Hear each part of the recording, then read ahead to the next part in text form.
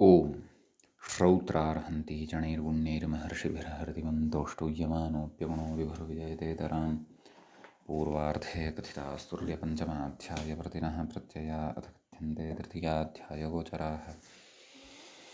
नमः सर्वेभ्यः श्रोतृभ्यः। अस्माभिः गतपाठे यद्यत् पठितं तद् एकवारं स्मरामः। वयं वैयाकरणसिद्धान्तकौमुदी इत्याख्यस्य ग्रन्थस्य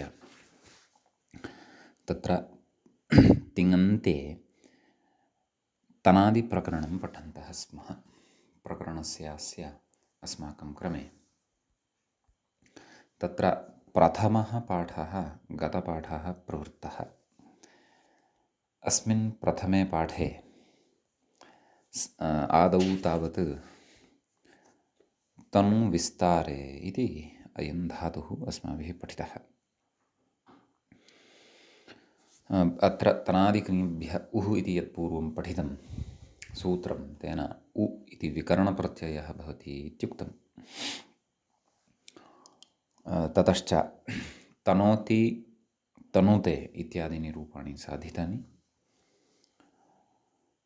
लुङि तु तत्र तनादिभ्यस्तथासोः इति कश्चन विशेषः दृष्टः। तनादेः सिचः वा लुक् स्यात् तथासोः इति तस्य अर्थः दृष्टः। अतः तत्र तप्रत्यये परतः थासि च तत्र विकल्पेन सिचः लुकि सति तत्र अतत अतनिष्ठ अतथाः अतनिष्ठाः इति इमानि रूपाणि अस्माभिः दृष्टानि। ततः तत्र क्षणुदाने इति धातुः क्षणु क्षीणु च नाम तत्र क्षणु इति धातुः हिंसार्थकधातुः पठितः। तत्र क्षणु इत्यपि क्षीणु इति उभयमपि इदं हिंसार्थकं भवति। अस्तु, क्षीणु इत्यत्र लघुपदगुणविकल्पः अस्माभिः पठितः। तदर्थं काचित् परिभाषा अपि तत्र मूले एव चर्चिता। संज्ञापूर्वको विधिरनित्यः इति भवति इति आत्रेयादयः नाम आत्रेयादयः केचन आचार्याः इत्थं मन्वते। अतः क्षिणोति क्षेणोति इत्यादीनि रूपाणि अपि भवन्ति इति उक्तम्। तदनन्तरं ऋणुगतौ इति धातुः पठितः। अस्य ऋणोति अरुणोति ऋणोति अरुणोति अरुणतः अरुण्वन्ति इत्यादीनि रूपाणि पठितानि। ततः अग्रिमः धातुः पठितः तृणु इति। तृणु अदनार्थकः अयं धातुः। तस्य तृणोति तृणुते इत्यादीनि च रूपाणि अस्माभिः दृष्टानि। अस्य तृणु इति धातोः सर्वाणि अपि रूपाणि अस्माभिः साधितानि। गतपाठस्य अन्ते व्याख्यायाः पङ्क्तयः इत्थमासन्। तत्र ऋणुगतौ अत्रापि क्षिणुवद् मतभेदाल्लघुपधगुण तदभावौ तदाह ऋणोति अरणोति अर्णोति एवमग्रेपि अर्णबन्तीति इको यणचीति यणिति भावः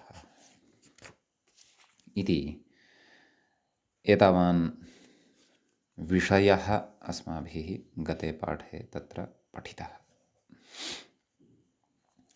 समीचीनम्। अधुना अयं प्रथमः पाठः अस्माकं क्रमे तनादिप्रकरणस्य प्रवृत्तः। अधुना तावत् द्वितीयः पाठः तत्र तनादिप्रकरणस्य प्रवृत्तो भवति, आरब्धो भवति। तत्र घृणुदीप्तौ इति धातुः अस्माभिः पठनीयः वर्तते। अस्य लटि गुणाभावपक्षे घृणोति घृणुतः घृण्वन्ति घृणोषि घृणुतः घृणुतः घृणोमि घृणुवः घृणुमः। एवं खलु। गुणपक्षे घर्णोति घर्णुतः घर्णुवन्ति घर्णोषि घर्णुतः घर्णुतः घर्णोमि घर्णुवः घर्णुमः इति गुणपक्षे च रूपाणि भवन्ति। तदेव संज्ञाविधिर्नित्यः संज्ञापूर्वको विधिर्नित्यः इति परिभाषा मतभेदेन। आत्मनेपदे स्वरितेत् अस्ति अयमपि धातुः, अतः आत्मनेपदे गुणाभावपक्षे घृणुते घृण्वाते घृण्वते घृणुषे घृण्वाथे घृणुध्वे घृण्वे घृणुवहे घृणुमहे। गुणपक्षे घृणुते घृण्वाते घृण्वते घृणुषे घृण्वाथे घृणुध्वे घृण्वे घृणुवहे घृणुमहे इति लट्लकारे रूपाणि भवन्ति। लिटि परस्मैपदे मूले जघर्ण इति एकं रूपं दत्तमस्ति। जघर्ण जघृणतुः जघृणुः जघर्णिथ जघृणथुः जघृण जघर्ण जघृणिव जघृणिम जघृणिम इति परस्मैपदे। आत्मनेपदे जघृणे जघृणाते जघृणिरे जघृणिषे जघृणाथे जघृणित्वे जघृणे जघृणिवहे जघृणिमहे। समीचीनं। ततः लुटि परस्मैपदपक्षे घर्णिता घर्णितारौ घर्णितारः घर्णितासि घर्णितास्थः घर्णितास्थः घर्णितास्मि घर्णितास्वः घर्णितास्मः इति इमानि रूपाणि। आत्मनेपदपक्षे घर्णिता घर्णितारौ घर्णितारः घर्णितासे घर्णितासाथे घर्णिताध्वे घर्णिताहे घर्णितास्वहे घर्णितास्महे इति इमानि च रूपाणि भवन्ति। ततः लृटि परस्मैपदे घर्णिष्यति घर्णिष्यतः घर्णिष्यन्ति घर्णिष्यसि घर्णिष्यत्थः घर्णिष्यथ घर्णिष्यामि घर्णिष्यावः घर्णिष्यामः। आत्मनेपदे घर्णिष्यते घर्णिष्येते घर्णिष्यन्ते घर्णिष्यसे घर्णिष्येथे घर्णिष्यध्वे घर्णिष्ये घर्णिष्यावहे घर्णिष्यामहे इति इमानि रूपाणि भवन्ति। लोटि परस्मैपदे अत्र उ इति विकरणप्रत्ययः भवति, अतः तदाश्रितः गुणविकल्पः। अस्तु, तत्र गुणाभावपक्षे परस्मैपदे आदौ कथयामः। घृणोतु घृणुतात् घृण्वन्तु घृणुघृणुतात् घृणुतं घृणुता घृणवानि घृणवाव घृणवाम। गुणपक्षे परस्मैपदे घर्णोतु घर्णुतात् घर्णुतां घर्ण्वन्तु घर्णुघर्णुतात् घर्णुतं घर्णुता घर्णवानि घर्णवाव घर्णवाम। आत्मनेपदे गुणाभावपक्षे घृणुतां घृण्वातां घृण्वतां घृणुष्व घृण्वाथां घृणुध्वं घृणवै घृणवावहै घृणवामहै। सम्यक्। परस्मैपदपक्षे नैव गुणाभावपक्षे आत्मनेपदे एव घर्णुतां घर्ण्वातां घर्ण्वतां घर्णुष्व घर्ण्वाथां घर्णुध्वं घर्णवै घर्णवावहै घर्णवामहै इति लोटि भवन्ति रूपाणि। ततः लङि अघृणोत् अघृणुताम् अघृण्वन् गुणाभावपक्षे मया उच्यमानमस्ति। अघृणोः अघृणुतम् अघृणुत अघृणवम् अघृणुव अघृणुम एवं खलु। गुणपक्षे अघर्णोत् अघर्णुताम् अघर्ण्वन् अघर्णोः अघर्णुतम् अघर्णुत अघर्णवम् अघर्णुव अघर्णुम एवं किल। आत्मनेपदपक्षे गुणाभावे अघ्रणुता अघृण्वाताम् अघृण्वत अघृणुथाः अघृण्वाथाम् अघृणुध्वम् अघृण्वै अघृण्वहि अघृण्महि। गुणपक्षे अघर्णुता अघर्ण्वाताम् अघर्णुवत अघर्णुथाः अघर्ण्वाथाम् अघर्णुध्वम् अघर्णुवि अघर्णुवहि अघर्णुमहि। विधिलिङ्गे परस्मैपदे गुणाभावपक्षे घृणुयात् घृणुयातां घृणुयुः घृणुयाः घृणुयातं घृणुयात घृणुयां घृणुयाव घृणुयाम। गुणपक्षे घृणुयात् घृणुयातां घृणुयुः घृणुयाः घृणुयातं घृणुयात घृणुयां घृणुयाव घृणुयाम। आत्मनेपदे गुणाभावपक्षे घृण्वीत घृण्वीयातां घृण्वीरन् घृण्वीथाः घृण्वीयाथां घृण्वीध्वं घृण्वीय घृण्वीवहि घृण्वीमहि। सम्यक्। आम्। गुणाभावपक्षे घर्ण्वीत घर्ण्वीयातां घर्ण्वीरन् घर्ण्वीथाः घर्ण्वीयाथां घर्ण्वीध्वं घर्ण्वीय घर्ण्वीवहि घर्ण्वीमहि। आशीलिङ्गे परस्मैपदे घृण्यात् घृण्यास्तां घृण्यासुः घृण्याः घृण्यास्तं घृण्यास्त घृण्यासं घृण्यास्व घृण्यास्म। ततः आत्मनेपदे घर्णिशीष्ट घर्णिशीयास्तां घर्णिशीरन् घर्णिशीष्ठाः घर्णिशीयास्तां घर्णिशीध्वं घर्णिशीय घर्णिशीवहि घर्णिशीमहि। लुङि परस्मैपदे अघृणीत् अघृणिष्टाम् अघृणिषुः अघृणीः अघृणिष्टम् अघृणिष्टा अघृणिषम् अघृणिष्व अघृणिष्म। आत्मनेपदे तदेव तनादिभ्यस्ततः सोः इति स्मर्तव्यम्। अघृत अघर्णिष्टा अघर्णिषाताम् अघर्णिषत अघृताः अघर्णिष्ठाः अघर्णिषाताम् अघर्णिध्वम् अघर्णिषि अघर्णिष्वहि अघर्णिष्महि। लृङि परस्मैपदे अघर्णिष्यत् अघर्णिष्यताम् अघर्णिष्यन् अघर्णिष्यः अघर्णिष्यतम् अघर्णिष्यत अघर्णिष्यम् अघर्णिष्याव अघर्णिष्याम। आत्मनेपदपक्षे अघर्णिष्यत् अघर्णिष्येताम् अघर्णिष्यन्त अघर्णिष्यथाः अघर्णिष्येथाम् अघर्णिष्यध्वम् अघर्णिष्ये अघर्णिष्यावहि अघर्णिष्यामहि इति इमानि रूपाणि घृणु इति धातोः भवन्ति सर्वेषु अपि लकारेषु उभयस्मिन् पदे च परतः।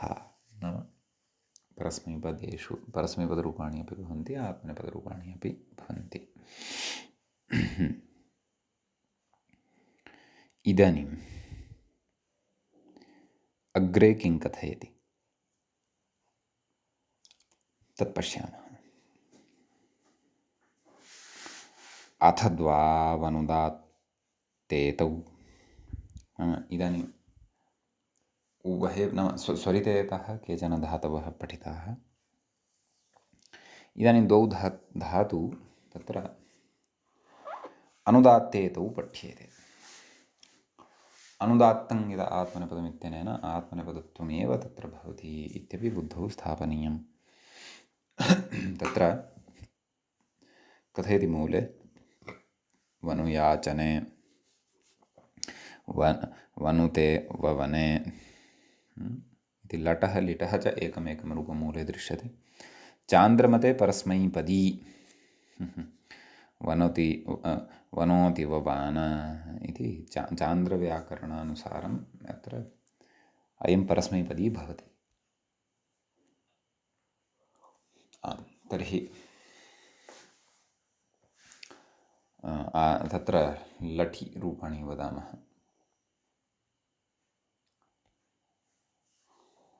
वनुते वन्वाते वन्वते वनुषे वन्वाथे वनुध्वे वन्वे वनुवहे वन्वहे वनुमहे वन्महे लोपश्चास्यान्यत्र स्यामोः इति स्मर्तव्यम्।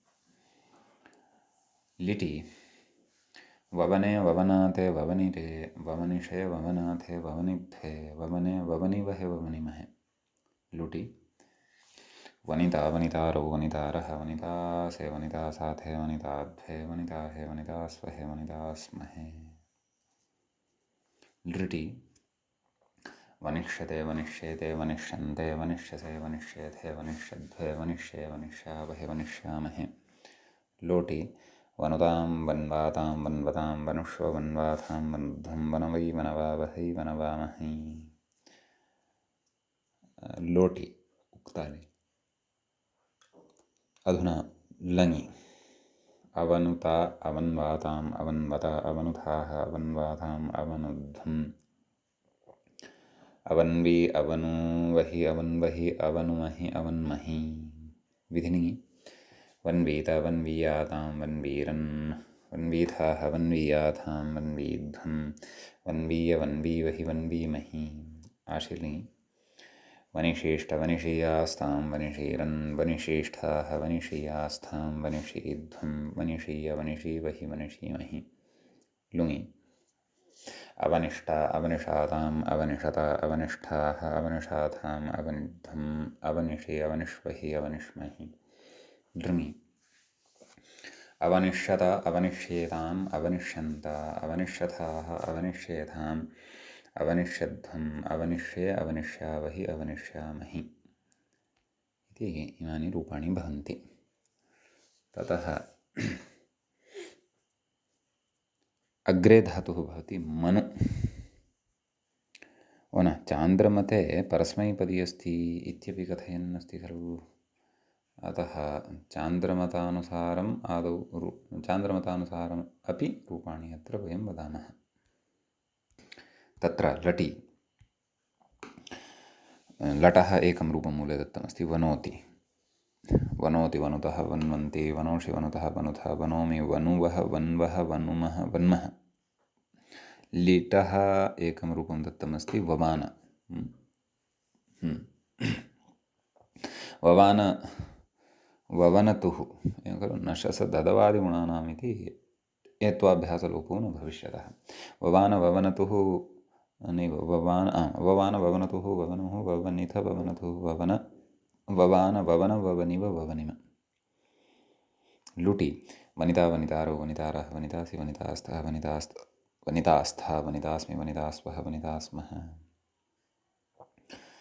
लृटि वनिष्यति वनिष्यतः वनिष्यन्ति वनिष्यसि वनिष्यथः वनिष्यथः वनिष्यामि वनिष्यावः वनिष्यामः। लोटि वनोतु वनुतात् वनुतां वन्वन्तु वनुवनुतात् वनुतं वनुत वनवानि वनवाव वनवाम। आत्मनेपदे क्षन्तव्यः परस्मैपदी मतान्तरेण वयं पठन्तः स्मः खलु। अन्यस्मिन् मते परस्मैपदत्वमिति। लङि अवनोत् अवनुताम् अवन्वन् अवनोः अवनुतम् अवनुत अवनवम् अवनवम् अवनुव अवन्व अवनुम अवन्म। लोपश्चास्यन्यत्रस्यामोह। लङि अवनुत अवन्वाताम् अवन्वत अवनुथाः अवन्वातां नैव लङि उक्तानि खलु। इदानीं विधिलिङि परस्मैपदे पदिनः एव रूपाणि भवेयुः। विधिलिङि वनुयात् वनुयातां वनुयुः वनुयाः वनुयातं वनुयात वनुयां वनुयाव वनुयाम। आशीर्लिङि वन्यात् वन्यास्तां वन्यासुः वन्याः वन्यास्तं वन्यास्त वन्यासं वन्यास्व वन्यास्म। लुङि अतो ह्लादेर्लघुः इति स्मर्तव्यम्। अवानीत अवनीत अवानिष्टाम् अवनिष्टाम् अवानिषुः अवनिषुः अवानीः अवनीः अवानिष्टम् अवनिष्टम् अवानिष्ट अवनिष्ट अवानिशम् अवनिशम् अवानिष्व अवनिष्व अवानिष्म अवनिष्म खलु इति लुङि। लृङि एवं लृङि तत्र अवनिष्यत अवनिष्येताम् अवनिष्यन्त अवनिष्यथाः अवनिष्येताम् अवनिष्यध्वम् अवनिष्ये अवनिष्यावहि अवनिष्यामहि इति इमानि रूपाणि भवन्ति। अधुना अग्रे तत्र मनु अवबोधने इति धातुः अग्रे वर्तते। तस्य मनुते मेने इति रूपद्वयं प्रदत्तं वर्तते। लटि मनुते मन्वाते मन्वते मनुषे मन्वाथे मनुद्वे मन्वे मनुवहे मन्वहे मनुमहे मन्महे। लिटि मेने मेनाते मेनिरे नाम एत्वाभ्यासलोपो स्मर्तव्यौ मूले च एकं रूपं दृश्यते मेने। मेने मेनाते मेनिरे मेनिषे मेनाथे मेनिध्वे मेने मेनिवहे मेनिमहे। ततः एवं लुट् लकारः भवति। मनिता मनितारो मनितारः मनिता से मनिता साथे मनिता द्वे मनिता है मनिता स्वहे मनिता स्महे। लृटि मनुष्यते मनुष्येते मनुष्यन्ते मनुष्यसे मनुष्येथे मनुष्यद्वे मनुष्ये मनुष्यावहे मनुष्यामहे। लोटि मनुतां मनुतां मन्वातां मन्वतां मनुष्व मन्वातां मनुध्वं मनवै मनवावहै मनवामहै। लङि अमनुता अमन्वाताम् अमन्वता अमनुथाः अमन्वाताम् अमनुध्वम् अमन्वि अमन्वहि अमन्वहि अमनुमहि अमन्महि। विधिलिङि मन्वीता मन्वीयातां मन्वीरन् मन्वीथाः मन्वीयाथां मन्वीध्वं मन्वीय मन्वीवहि मन्वीमहि। आशीर्लिङि मनिषीष्ट मनिषीयास्तां मनिषीरन् मनिषीष्ठाः मनिषीयास्थां मनिषीध्वं मनिषीय मनिषीवहि मनिषीमहि। लुङि अमनिष्ट अमनिषादाम् अमनिषता अमनिष्ठाः अमनिषाथाम् अमनिध्वम् अमनिषि अमनिष्वहि अमनिष्महि।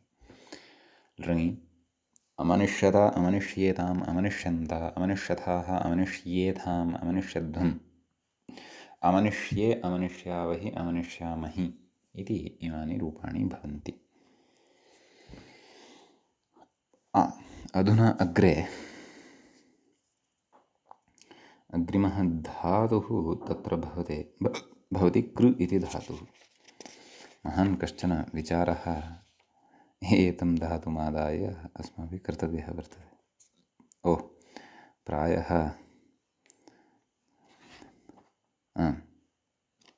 अस्य गणस्य अन्तिमः धातुः अस्ति एषः। परन्तु अस्मिन् धातौ अत्र सर्वाधिकाः नाम एतद्धातुसन्दर्भे सर्वाधिकाः विचाराः अत्र वर्तन्ते। एवं खलु? तत्र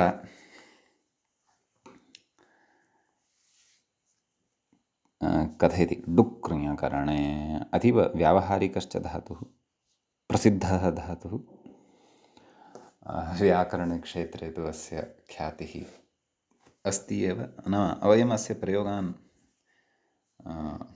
असकृत् कुर्मः पश्यन्तु कुर्मः इत्यत्रापि अयमेव धातुः अस्ति डुक् क्रियाकरणे। तत्र सम्प्राप्ते सन्निहिते काले नहि नहि रक्षति डुक् क्रियाकरणे इति शङ्कराचार्यस्तोत्रं शङ्कराचार्यविरचितं स्तोत्रं किञ्चन श्रूयते। नाम गोविन्दस्य भजनं कर्तव्यं, व्याकरणं तु अथवा डुक् क्रियाकरणे इति तु नैव रक्षिष्यति इति। परन्तु नाम शास्त्राणि अधीत्य तत्र अस्माकं परमलक्ष्यं यद् वर्तते तत्रापि तत्रैव वस्तुतः शास्त्राणां विनियोगः भवतु इति तत्र विवक्षितं भवति। एवं खलु? मुख्यं लक्ष्यं विहाय केवलं शास्त्राणि पठित्वा साधनामार्गे न स्मः, किमपि न साधयामः, भक्तिं न कुर्मः, तर्हि तत्सर्वं व्यर्थम् इति तत्र अभिप्रायः। वेदमवगन्तुं व्याकरणं विना कथं वा शक्येत? अस्तु, तत्र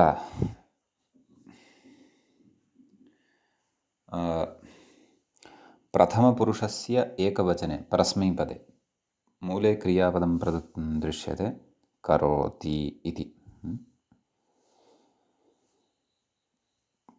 ततः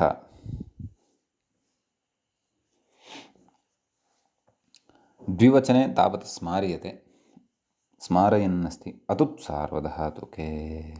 अकारस्य उत्वं भवति, गुणः भवति खलु कर् इति, अकारस्य उकारः कुरुतः इति रूपं द्विवचने भवति।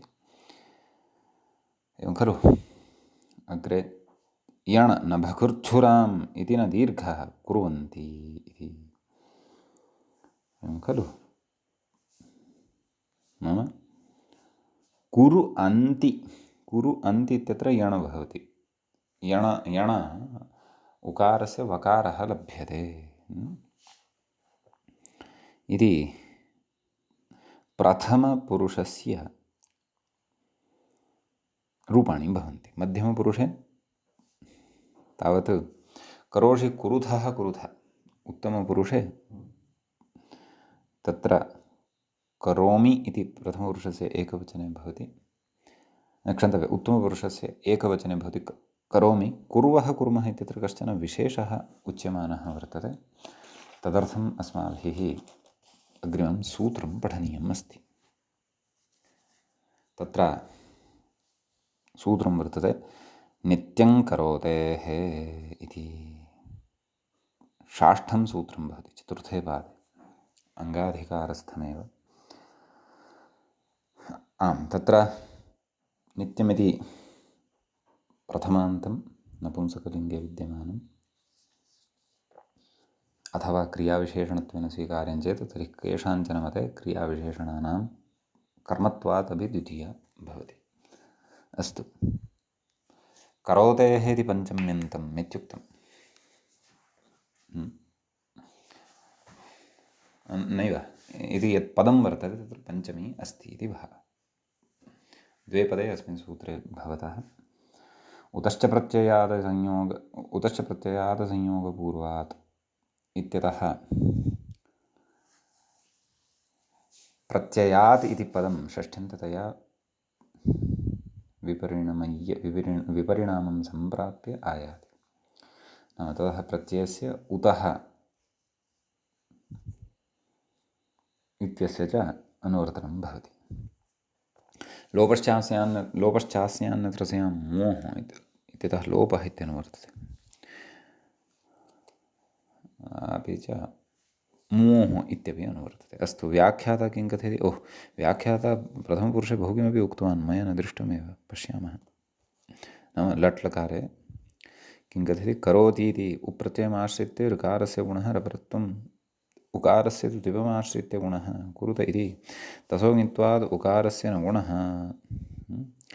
कुरु अन्ति इति स्थिते आह यणिति इको यणचित्यनेन इति शेषः। उकारस्य यणि कुर्व अन्ति इति स्थिते हलि च इति दीर्घमाशङ्क्य आह न भेति। तत् मूले उक्तं खलु, न भूर्जुरामिति। वसिमसि च लोपश्चास्यान्यत्रस्यां मोह इति उकारलोपविकल्पे प्राप्ते नित्यं करोते। एवं सूत्रम् अधुना आरभ्यते। तत्र व्याख्याता कथयति उतश्च प्रत्ययादसंयोगपूर्वात् इत्यनुवर्तते। लोपश्चास्यान्यत्रस्याम् इत्यतः लोपः मोरिति च तदाह करोतेरिति। एवं खलु। कसूत्रार्थः इति चेत्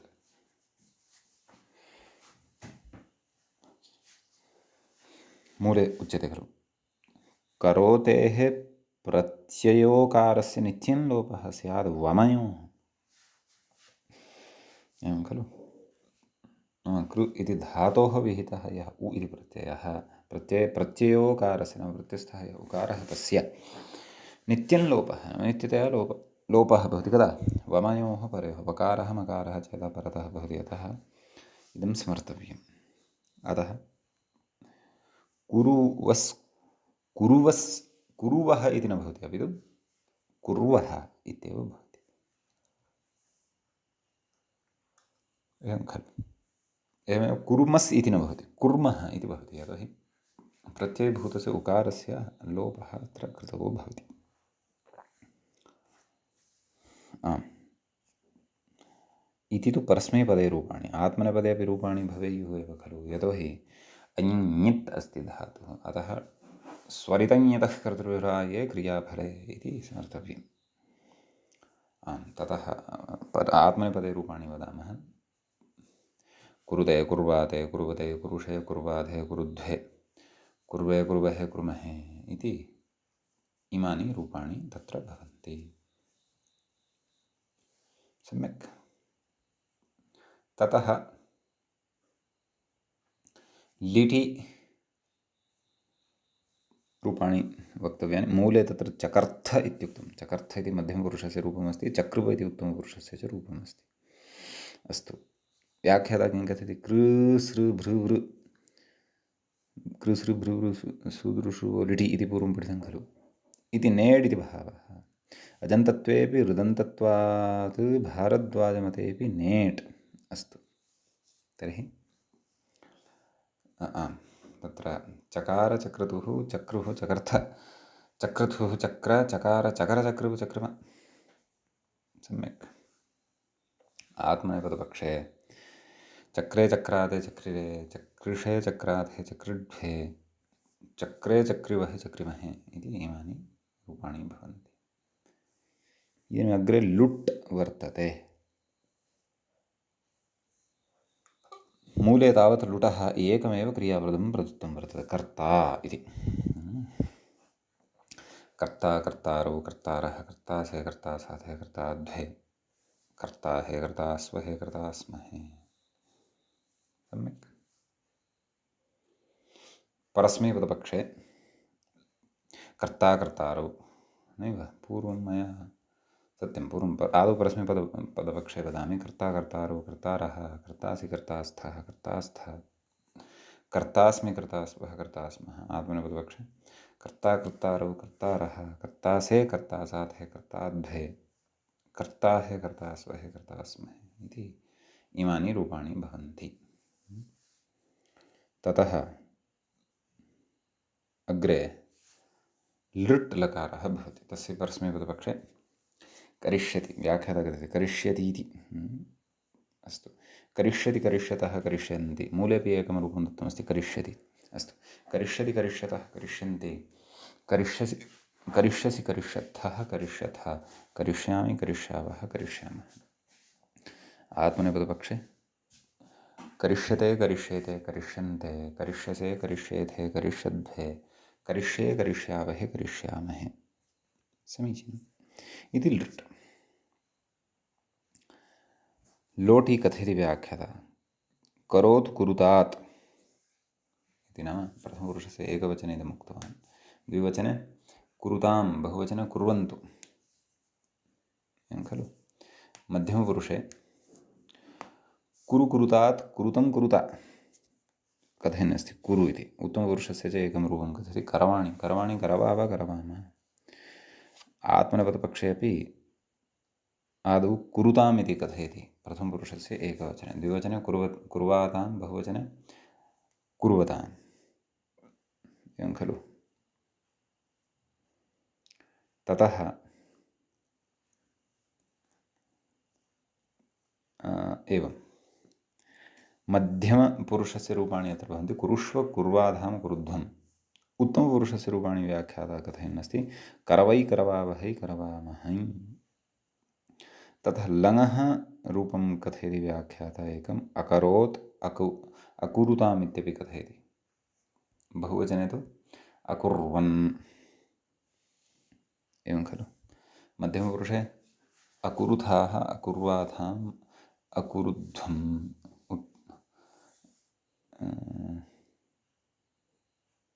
नैव, परस्मैपदपक्षे एव मध्यमपुरुषे अकरोः अकुरुतम् अकुरुत अकरवम् अकुर्व अकुर्म।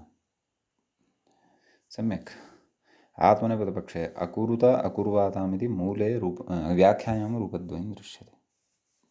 वयं सर्वाणि रूपाणि वदामः।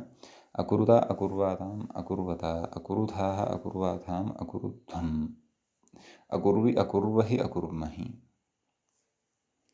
सम्यक्। ततः अग्रे विधिलिङ्लकारो भवति। तत्र कुर्यात् इति रूपं साधनीयं। व्याख्याता कथयति विधिलिङि कुरुयात् इति स्थिते सूत्रम् आरभ्यते। किं? ये च, तत्र ये इति पदं सप्तम्यन्तं भवति, सप्तमी विभक्तेः एकवचनान्तं भवति। च इति तु अव्ययं भवति। सम्यक्।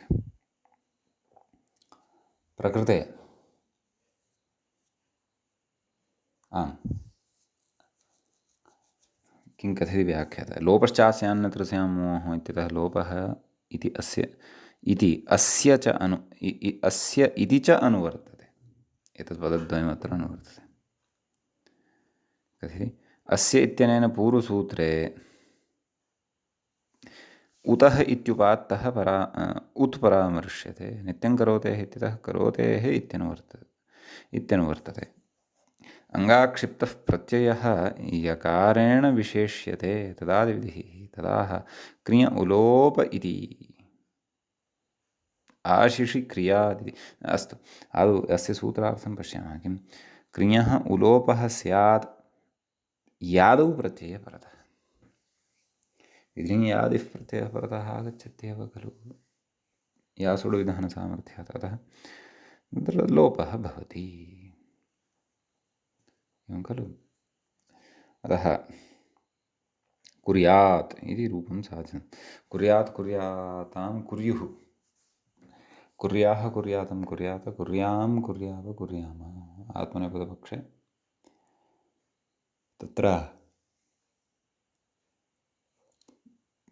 आम् कुर्वीत कुर्वीयातां कुर्वीरन् कुर्वीथाः कुर्वीयाथां कुर्वीध्वं कुर्वीय कुर्वीवहि कुर्वीमहि।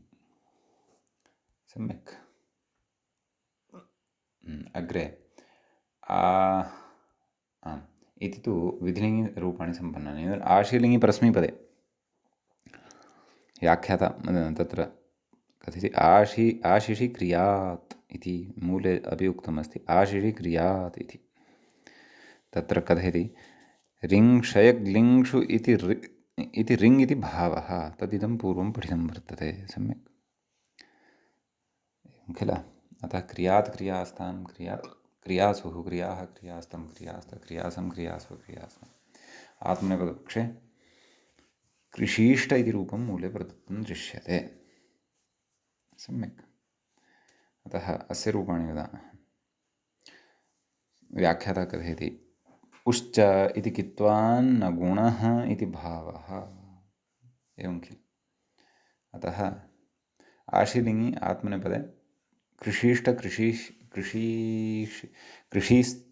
कृषीयास्तां कृषीरन् कृषीष्ठाः कृषीयास्थां कृषीध्वं कृषीय कृषीवहि कृषीमहि, एवं खलु। लुङि किमपि रूपं दत्तमस्ति वा इति चेत् दत्तमस्ति। अकार्षीत् इति मूले कथयति च सिचो वृद्धौ रपरत्वम् इति भावः, एवं किल। सिचौ वृद्धौ नाम सिचि परतः वृद्धौ सत्यं रपरत्वं भवति, अतः अकार्षीत् इति रूपं सिद्धं भवति। तर्हि कथं रूपाणि?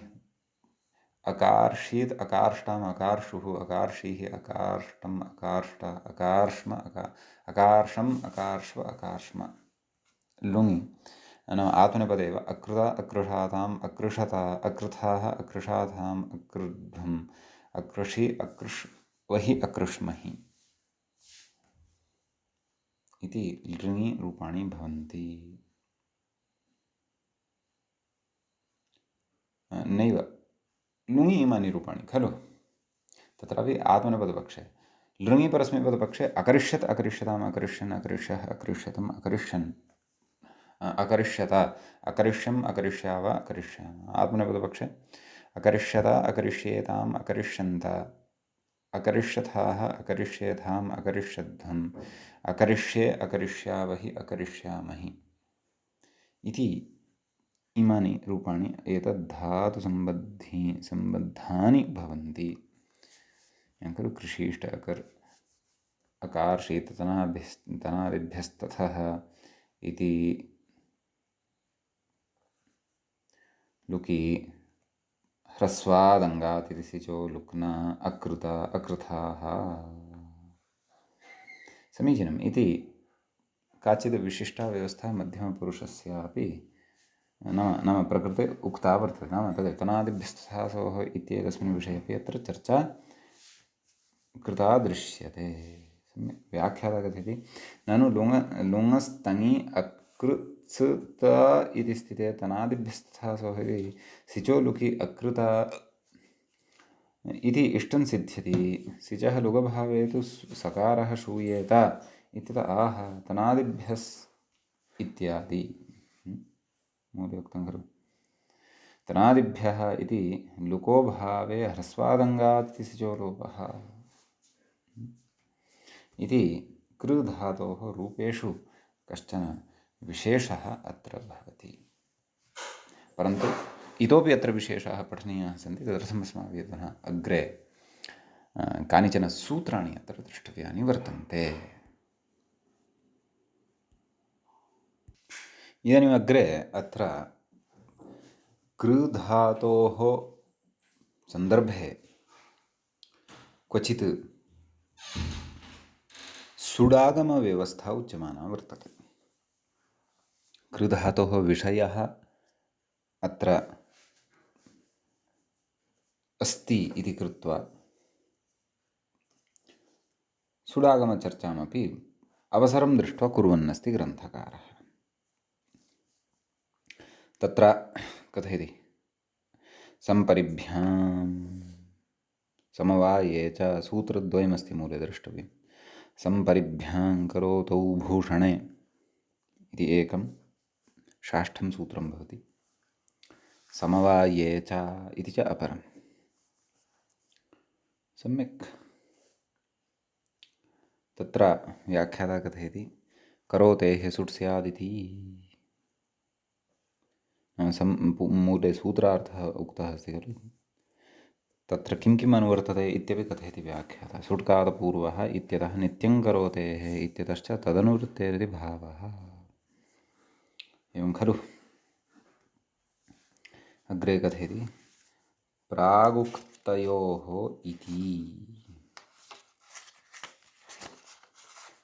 इति कथयति। अत्र सूत्रार्थः द्रष्टव्यः, पठनीयः एकवारं। नाम उभयोः अपि यः सूत्रार्थः कृतः सः द्रष्टव्यः। नाम द्वयोः अपि सूत्रयोः किमुक्तं सम्परिपूर्वस्य करोतेः सुट् स्यात् भूषणे सङ्घाते च अर्थे। सङ्घातार्थः समवायशब्दादागतः। सम्परिपूर्वस्य करोतेः सुडागमः स्यात्। सुट् टित् उकारः उच्चारणार्थः तस्य स् इति अवशिष्यते। यस्य उक्तः तस्य आद्यवयवत्वेन आगत्य तिष्ठति। तदेति संस्करोति। अर्थं कथयति अलङ्करोति इत्यर्थः। यदि भूषणार्थः अस्ति संस्कुर्वन्ति बहुवचने सङ्घीभवन्ति इत्यर्थः। सम्पूर्वस्य क्वचित् अभूषणेऽपि सुट् संस्कृतं भक्षाः इति ज्ञापकात्। संस्कृतं भक्षाः अत्र भूषणार्थः नास्ति, तथापि सुट् भवति। ज्ञापकं तत्र सूत्रकारस्य इदमेव भवति इति। एवं खलु। अस्तु, अग्रे कथयति परिनिविभ्यः इति शः परिष्करोति। परि उपसर्गपूर्वकत्वात् सुटः षत्वं भवति इति कश्चन विशेषः अत्र स्मार्यमाणः वर्तते ग्रन्थकारेण।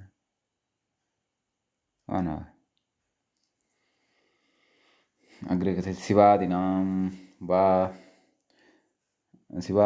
अड्व्यवाये, नाम अड्व्यवायेऽपि तत्र इत्युच्यते खलु। अतः पर्यष्कार्षीत्। व्यवाये सत्यपि अत्र सुट् भवति। पर्यष्कार्षीत् पर्यष्कार्षम्। तत्र उच्यते खलु अस्य सूत्रार्थं परिनिविभ्यः परेषां शिवादिनां सस्यशो वा स्यात् अड्व्यवायेऽपि इति किल उच्यते। अतः एतेन प्रकृते अटाव्यवधाने नाम उपसर्गधात्वोः अटाव्यवधानं कृतमस्ति यदि, तर्हि अपि षत्वं भवति, परन्तु विकल्पेन भवति। अतः पर्यस्कार्षीत् इति रूपद्वयं भवति। एवं किल। अन्यत्र तु सुटं कुर्मश्चेत् तत्र योजयन्तः गच्छामः रूपं च सिद्धं जायमानं भवति। आम् अग्रे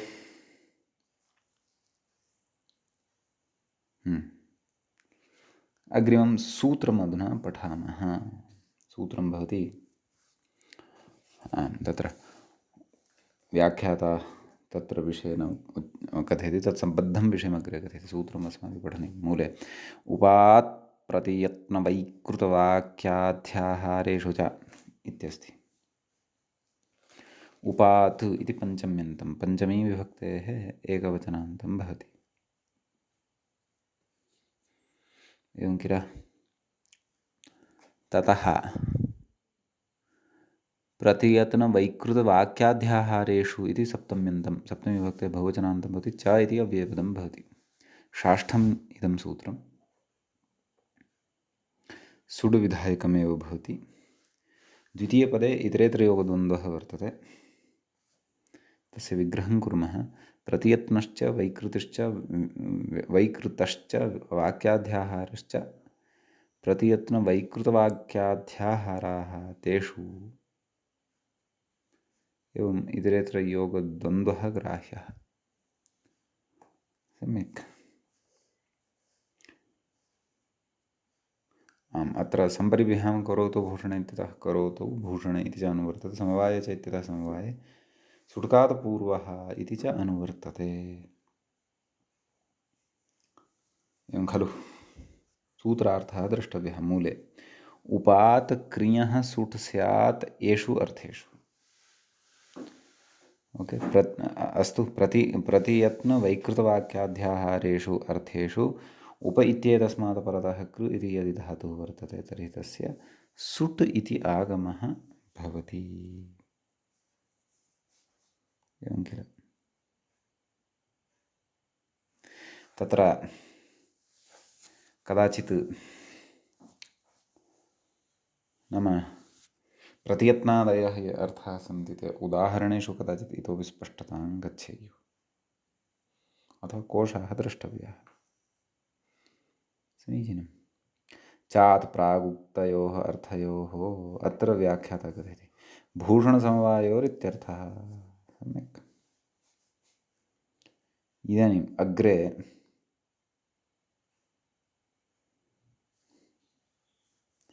तत्र आम् उदाहरणं द्रष्टव्यं खलु। कथयन्नस्ति, अर्थमपि कथयन्नस्ति।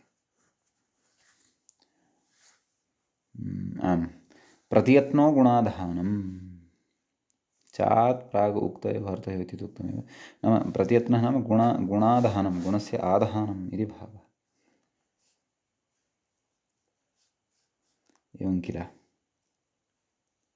तत्र व्याख्याता कश्चन पक्षः उच्यमानः अस्ति, पश्यामः। तत्रापि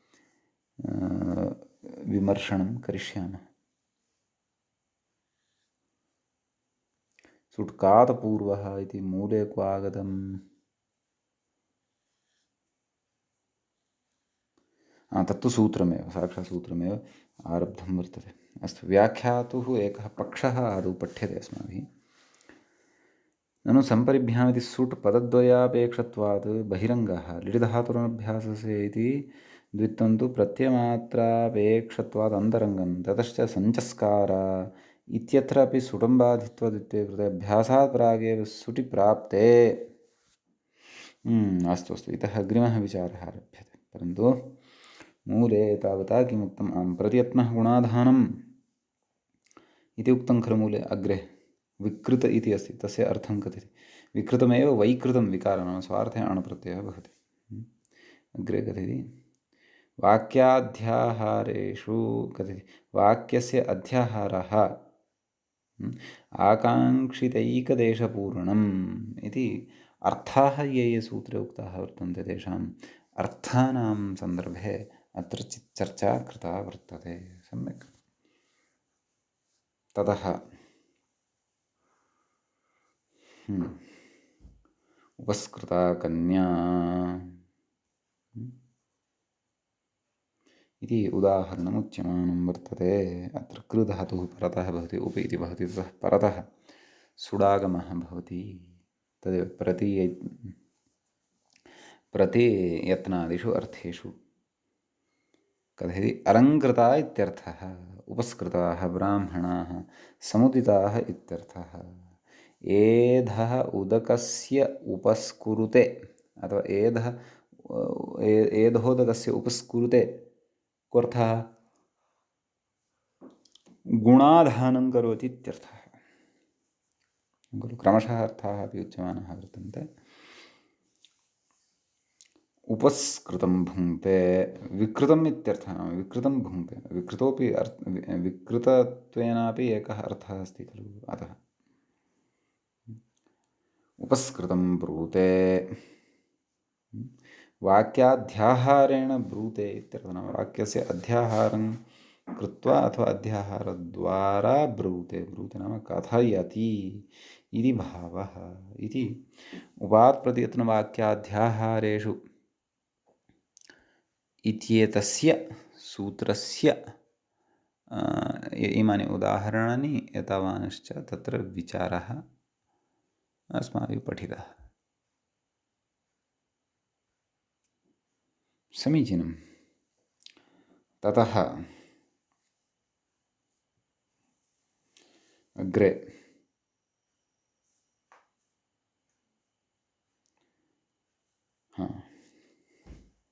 उपस्कृता कन्या अस्तु इमानि। इदानीम् अग्रिमसूत्रं पठनीयं वर्तते। तदर्थं तत्र अवतरणिका व्याख्यात्रा या उच्यमाना अस्ति सा अस्माभिः पठ्यते। कथयति ननु सम्परिभ्यां करोतु भूषण इति सुट् पदद्वयापेक्षत्वात् बहिरङ्गः। एवं खलु लिडिधातुरनभ्यासस्य इति द्वित्वं तु प्रकृतिप्रत्ययमात्रापेक्षत्वादन्तरङ्गम्।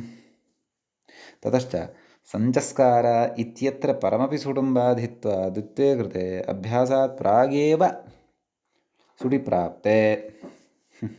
लिटः विषये महान् विशेषः उच्यमानः वर्तते। अतः तत्र अवधानं कर्तव्यं। नाम सुटः प्रसङ्गः यदि तर्हि नाम एषु अर्थेषु सुट् यदि तर्हि तत्र क्व आगत्य सः तिष्ठेत् इत्येतदर्थम् अस्ति विचारः। अतः तत्र सूत्रमारभ्यते किं सुट्कात् पूर्वः इति।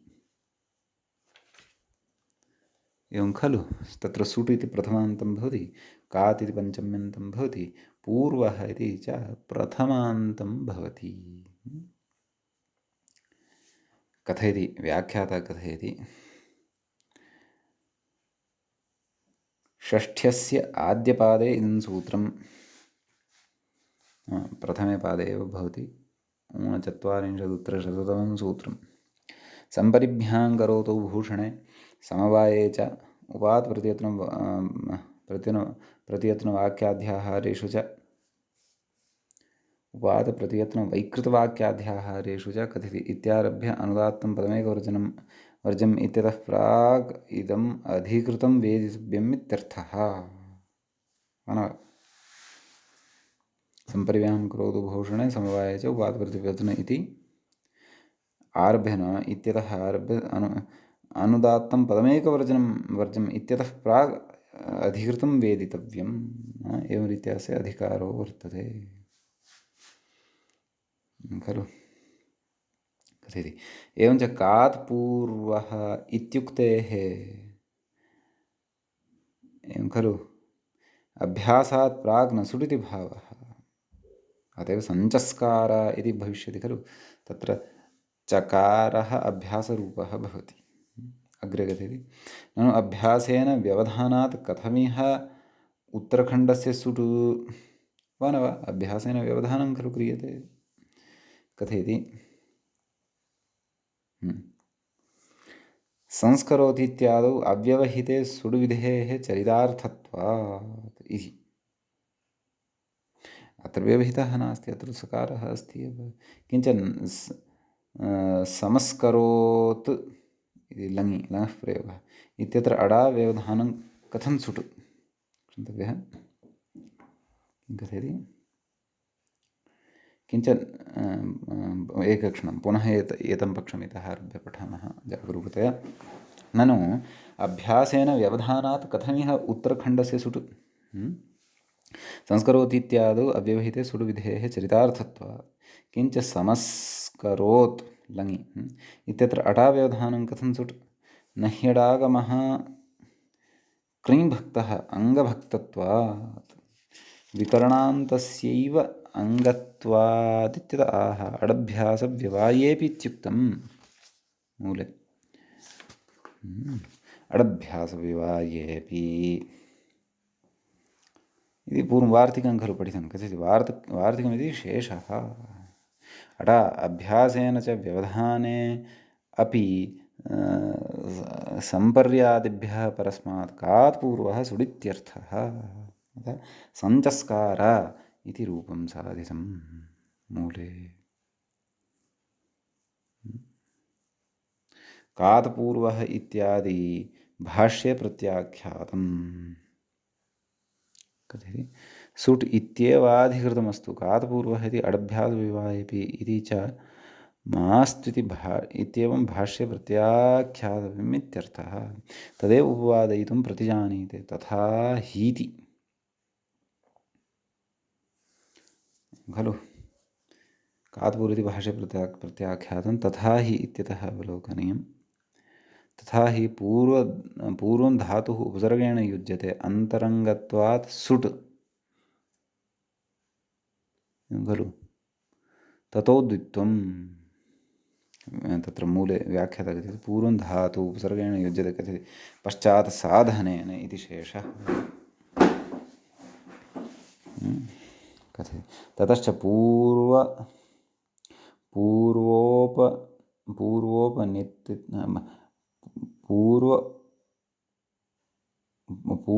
उपनिपतित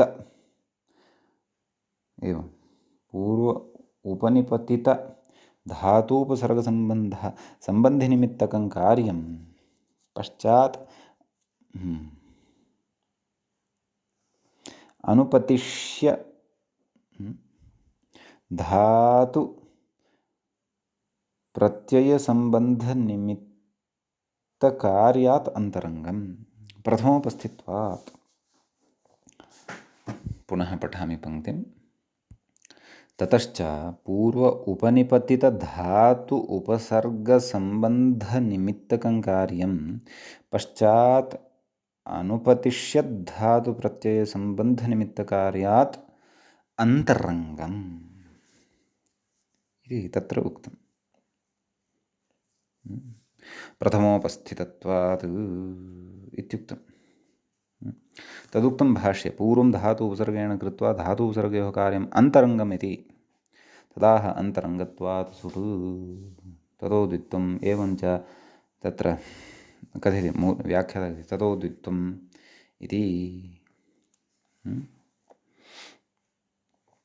तथा च सुटि कृते स्कृ इत्यस्य द्वित्वे उरदत्वे रपरत्वे षड्पूर्वाः खयः इति रेफसकारयोः निवृत्तौ अभ्यासच्युत्वे सञ्चस्कार इति रूपसिद्धेः कात् पूर्वः इति अडभ्यासव्यवायेऽपि इति च न कर्तव्यमिति भावः ओह् एतावत् तत्र हृदयम् अथवा रहस्यम् अथवा युक्त्यन्तराणि वर्तन्ते सुट्कात् पूर्वः इत्यत्र कात् पूर्वः इत्यस्य खण्डनाय सम्यक् तदेवं क्रमशः पठनीयं नाम पुनः पुनः पठनीयं यदि सकृतश्रवणेन अवगमनं न स्यात् अग्रे कथयति तत्र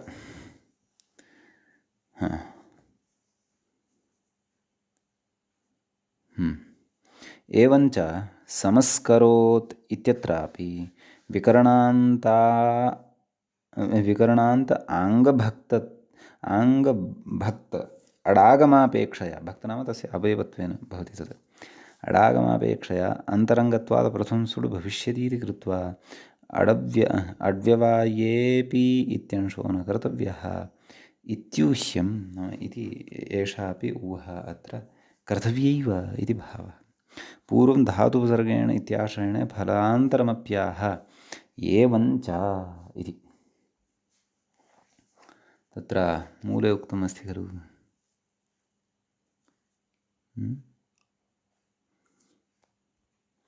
एवञ्च ऋतश्च संयोगादेः इत्यतः आरभ्य वयम् अग्रिमे पाठे पठिष्यामः। अद्यतनपाठः तावत् अत्रैव अस्माभिः उपसंह्रियते। मङ्गलं कुर्मः। श्रौत्रार्हन्ति चणैर्गुण्यैर्महर्षिभिरहर्दिपन्तोष्टूयमानोऽप्यगुण विभुर्विजयतेतरां पूर्वार्धे कथितास्तुर्यपञ्चमाध्यायवर्तिनः प्रत्यया अथ कथ्यन्ते तृतीयाध्यायगोचराः। एवञ्च